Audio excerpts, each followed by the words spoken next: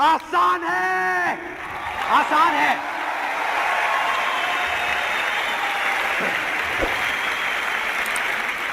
Welcome to Serious Learning Academy. Guys, आज इस video में हम समझेंगे HTML किसे कहते हैं, इसका यूज कहाँ होता है, इसके फाउंडर कौन है और इसे सबसे पहले कब लिखा गया था। Okay guys, serious Learning academy online courses का एक प्लेटफॉर्म है जहाँ पर आपको आने वाले टाइम में प्रोग्रामिंग से रिलेटेड, ग्राफिक डिजाइन से रिलेटेड, वेब डिजाइन से रिलेटेड बहुत सारी कोर्सेज फ्री ऑफ कॉस्ट मिलती रहेंगी। तो गाइस, सीरियस लर्निंग अकेडमी से जुड़ने के लिए हमारे चैनल को अभी तुरंत सब्सक्राइब करें और बेल बटन भी प्रेस कर आने वाले कोर्सेज और वीडियोस के नोटिफिकेशन के लिए। ओके, तो चलिए आइए हम आज इस वीडियो में समझते हैं HTML क्या है और इसे कहाँ यूज करते हैं और कैसे यूज करते हैं। आइए आपको एक हम डॉक्स के माध्यम से समझाते हैं इसमें। तो सबसे पहले गाइस, अगर हम कुछ सीखने जाते हैं तो कुछ भी, चाहे हम HTML सीखें, कंप्यूटर का कोई बेसिक कोर्स सीखें, कुछ भी सीख रहे हैं तो ये समझते हुए सीखते हैं कि हमें आगे इसका क्या काम आने वाला है, ठीक है, या इसको सीखने से क्या बेनिफिट होगा, हमें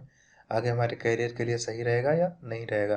ठीक है, तो इसी में हम समझते हैं कि HTML क्या है या हमें सीखने से इसे क्या बेनिफिट होने वाला है। तो आइए सबसे पहले हम देखते हैं HTML का इंट्रोडक्शन। ठीक है, What is HTML? Guys, HTML is the standard markup language for creating web pages. HTML एक स्टैंडर्ड मार्कअप लैंग्वेज है जिसका यूज हम क्या करने के लिए करते हैं, वेब पेजेस बनाने के लिए, यानी कि कोई भी वेब डॉक्यूमेंट बनाने के लिए हम HTML का यूज करते हैं।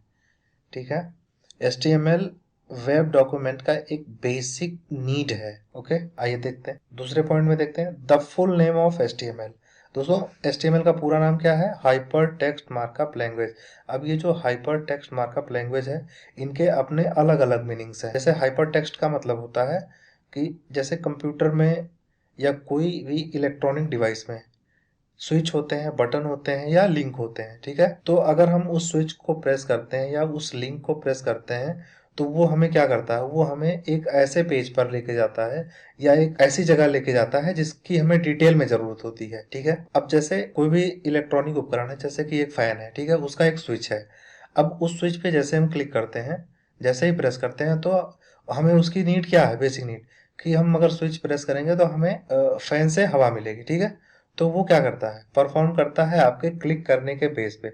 आप जैसे ही स्विच पर क्लिक करते हो, परफॉर्म करने लगता है और आपको आउटपुट मिल जाता है। सेम उसी तरह से कंप्यूटर में जो हाइपर टेक्स्ट होता है वह एक लिंक होता है। ठीक है, किसी भी टेक्स्ट पर एक लिंक होता है उसके डिटेल पेज पर जाने के लिए। जैसे हम कभी अगर न्यूज़पेपर पढ़ रहे होते हैं, ठीक है, या कोई कंप्यूटर पे न्यूज़ पढ़ रहे हैं, अगर हम न्यूज़पेपर में पढ़ रहे हैं तो देखते होंगे 2 लाइन लिखने के बाद में लिख देता है कि ये आर्टिकल इस पेज पर है, तो हम उस पेज पर चले जाते हैं। ये ऑफलाइन में भी होता था हाइपर टेक्स्ट। ठीक है, अब ऑनलाइन में क्या होता है, अगर हम 2 लाइन पढ़े, नीचे लिखा रहता है व्यू मोर या रीड मोर या कुछ भी। ठीक है, तो उस पर क्लिक करने के बाद हम अगर डिटेल पेज पे जाते हैं, उसे हम क्या कहते हैं, जिस पर हम क्लिक करते हैं उसे हम हाइपर टेक्स्ट बोलते हैं। ओके, दूसरा आता है मार्कअप। मार्कअप का मतलब ये होता है गाइस कि जैसे HTML में बहुत सारे टैग्स होते हैं। ठीक है, टैग्स के लिए हम आने वाले वीडियोज में तो पढ़ेंगे ही। एक बेसिक चीज बता दे रहा हूँ।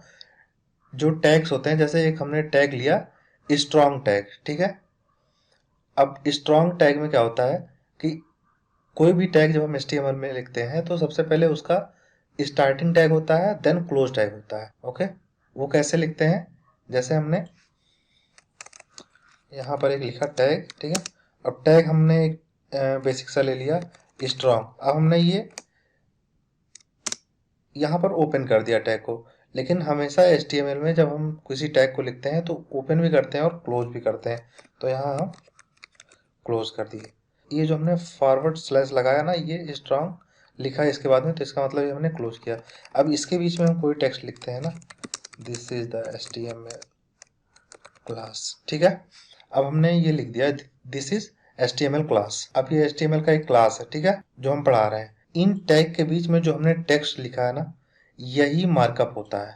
ठीक है, कि हमें उस टैग में लिखे हुए टेक्स्ट को बताता है कि इसका आउटपुट कैसा आने वाला है, इसका मार्कअप कैसा आने वाला है। यानी कि ये स्ट्रॉन्ग, स्ट्रॉन्ग मतलब बोल्ड होता है। ठीक है, नॉर्मल टेक्स्ट क्या होता है, नॉर्मल टेक्स्ट ये जैसे हमने लिखा हुआ ये है।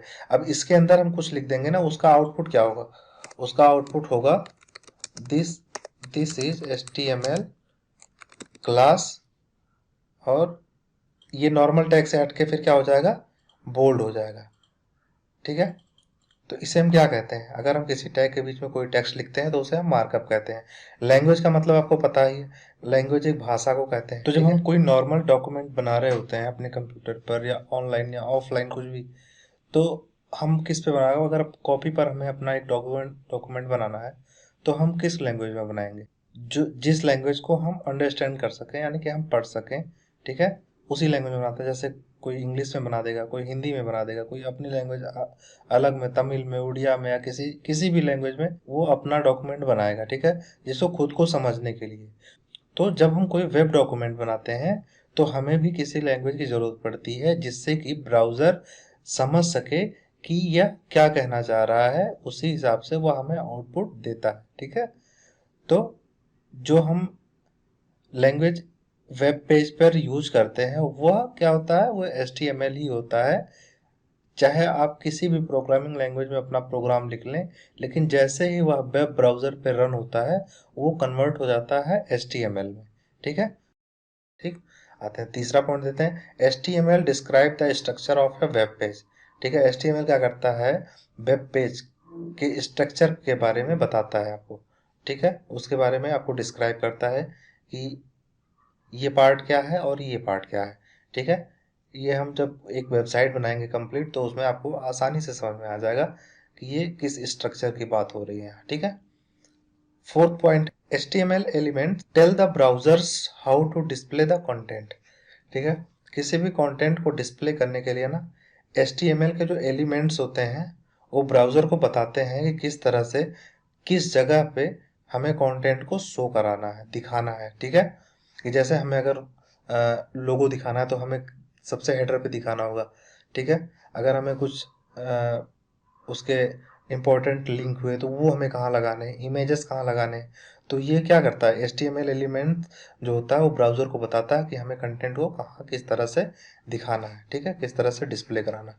अंडरस्टैंड गाइज, अगर हम कुछ सीख रहे हैं, कोई लैंग्वेज सीख रहे हैं, कुछ भी सीख रहे हैं, तो सबसे पहले ये मन में आता है ना कि ये है क्या, दूसरी मन में आता है कि किसने बनाया होगा और कब बनाया होगा। तो कभी कभी ये बेसिक क्वेश्चन SSC के एग्जाम में या किसी भी एग्जाम में पूछ लेता है। तो आप इसे समझिए, फाउंडर ऑफ HTML कौन है, सर टिम बर्नर्स ली। ठीक है, ये 90s के दशक में इन्होंने इसका यूज किया था और इसका खोज इन्होंने ही किया था। ठीक है, अभी क्या है, अभी ये करंट में वर्ल्ड वाइड वेब कंसोर्टियम के पास है, यानी कि W3C के पास है। ठीक है, इसका देख रेख जो कर रहा है वो W3C ही कर रहा है, क्योंकि जब HTML आया था तो HTML 0.1 वर्जन रहा, फिर 2 आया होगा, फिर 3, फिर 4.1, उसके बाद अभी जो करंट में चल रहा है वो HTML का जो यहाँ पर हम लिख दे रहे हैं HTML 5.2 या 5.0 बोल सकते हैं आप। ठीक है, ये करंट में चल रहा है, इसका देख रेख कौन कर रहा है, वर्ल्ड वाइड वेब कंसोर्टियम यानी W3C कर रहा है। ठीक है, अंडरस्टैंड। तो आज के वीडियो में आई होप कि आपको समझ में आ गया होगा कि HTML क्या है, आप इसका स्क्रीनशॉट ले सकते हैं। ठीक है, और अगले वीडियो में हम सीखेंगे कि HTML स्ट्रक्चर के बारे में। ठीक है, HTML के एडिटर के बारे में कि HTML को हम किस में लिख सकते हैं और किस तरह से उसे हम ब्राउज़र पर डिस्प्ले करा सकते हैं। ठीक है, आज के वीडियो में बस इतना ही। सीरियस लर्निंग से जुड़ने के लिए प्लीज़ इस चैनल को अभी तुरंत सब्सक्राइब कर लें, आगे आने वाले टाइम में आपके लिए काफ़ी ये बेनिफिशियल होगा। और गाइस, जाते जाते एक और रिक्वेस्ट आपसे, सीरियस लर्निंग अकाडमी से जुड़ने के लिए आप प्लीज़ इस चैनल को अभी सब्सक्राइब कर लें और अपने दोस्तों में भी शेयर कर लें और बेल बटन भी प्रेस कर दें ताकि आने वाले वीडियोज़ के नोटिफिकेशन आपको मिलते रहें। Okay, take care, thank you, bye bye.